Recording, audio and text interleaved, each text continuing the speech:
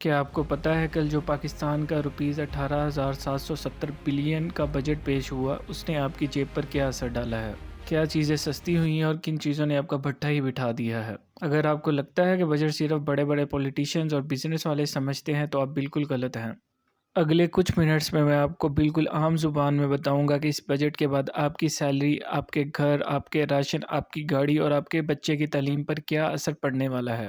اور ہاں، ایک ایسی چیز پر بالکل ٹیکس ختم کر دیا گیا ہے جس کا کوئی سوچ بھی نہیں سکتا تھا۔ ویڈیو آخر تک ضرور دیکھیے گا کیونکہ عام آدمی کے لیے اس میں کچھ بہت بڑے سرپرائزز ہیں۔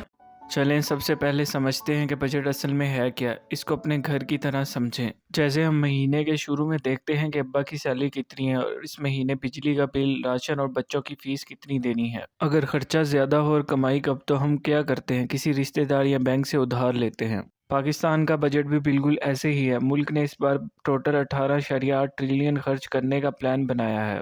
اب اس میں سے تو آدھا پیسہ صرف پرانے قرض اور ان کے سود چکانے میں چلا جاتا ہے، باقی جو بچا اس سے ملک چلانا ہے۔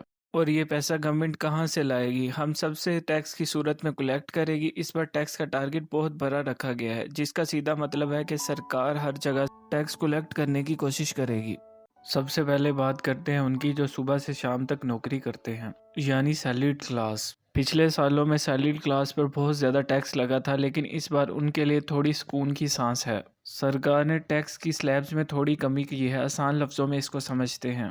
اگر آپ کی سال کی کمائی 22 لاکھ سے 32 لاکھ کے بیچ میں ہے تو آپ کا ٹیکس پہلے سے 3% کم ہو جائے گا۔ اگر 32 لاکھ سے 41 لاکھ ہے تو 5% ٹیکس کم ہوگا۔ اگر 41 سے 56 لاکھ ہے تو ٹیکس میں 6% کی کمی کی گئی ہے۔ اس کے ساتھ ہی سرکاری ملازمین گورنمنٹ امپلائیز کی سیلری میں 7% اضافہ کیا گیا ہے، اور کم از کم اجرت منیمم ویج 40,700 رکھنے کی بات کی گئی ہے۔ چلو، کچھ نہ ہونے سے تھوڑا کچھ ہونا ہی بہتر ہے۔ اس کے علاوہ اگر آپ گھر بیٹھے لیپ ٹاپ پر کام کرتے ہیں، فری لانسنگ کرتے ہیں، گرافک ڈیزائنر ہیں یا یوٹیوب سے کماتے ہیں تو آپ کے لیے اس بجٹ میں ایک بہت ہی کمال کی خبر ہے۔ گورنمنٹ چاہتی ہے کہ اس ملک میں ڈالرز آئیں، اسی لیے انہوں نے آئی ٹی پروفیشنلز اور فری لانسرز کے ٹیکس ریلیف کو اگلے 3 سال کے لیے مزید بڑھا دیا ہے، یعنی اب 2030 تک چلے گا۔ آپ کو بار بار ٹیکس کے نوٹسز نہیں آئیں گے۔ ایک اور مزے کی بات ہے، جب آپ آن لائن کوئی سبسکرپشن لیتے ہیں جیسے نیٹ فلکس، کینوا یا کوئی اور سافٹ ویئر، اور فورن کارڈ یوز کرتے ہیں تو پہلے 5% ٹیکس کٹتا تھا، اب اس کو کم کر کے صرف 0.5% کر دیا گیا ہے۔ تو آن لائن کام کرنے والوں کے لیے یہ بجٹ کافی بہتر ثابت ہو رہا ہے۔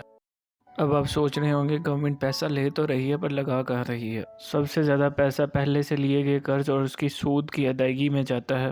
اس سال بھی حکومت پاکستان نے تقریباً 8,000 بلین قرض اور اس کے سود کی ادائیگی میں ادا کرنا ہے۔ یہ ٹوٹل بجٹ کا تقریباً 43% بنتا ہے، یعنی اس بجٹ میں 100 روپے میں سے 43 روپے گورنمنٹ نے صرف سود کی ادائیگی میں واپس کرنے ہیں۔ اب آپ سوچ رہے ہوں گے چلو قرض تو ادا کر دیا، جو باقی پیسے بچتے ہیں وہ کہاں پہ جاتے ہیں؟ ملک کے حالات سامنے رکھتے ہوئے اس بار ڈیفنس فوج کے بجٹ کو تقریباً 17.6% بڑھایا گیا ہے، اور یہ 3,000 بلین رکھا گیا ہے تاکہ بارڈر اور ملک کی حفاظت پکی رہے۔ دوسری طرف ہوتی ہیں سبسڈیز، یعنی وہ پیسہ جو سرکار اپنی جیب سے دے کر عام آدمی کے لیے چیزیں سستی کرتی ہے۔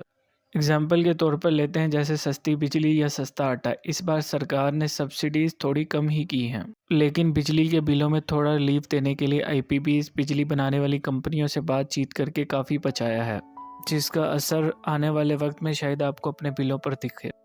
اب آتے ہیں سب سے عام مدعے پر، کچن کا خرچہ اور عام زندگی کی چیزیں۔ ڈیلی لائف کی چیزوں میں کوئی خاطر خواہ فرق نہیں آیا۔ کچھ چیزوں میں تھوڑا ریلیف دیا گیا اور کچھ چیزوں میں کافی سختی کی گئی ہے۔ جن چیزوں میں تھوڑا ریلیف دیا گیا ہے پہلے ان کے بارے میں بات کرتے ہیں۔ سب سے پہلے آتا ہے خواتین کے لیے ہیلتھ پروڈکٹ، سینیٹری پیڈز اور باقی ایسی چیزوں پر سے ہر قسم کا ٹیکس کمپلیٹلی ختم کر دیا گیا۔ یہ ایک بہت ہی اچھا فیصلہ ہے۔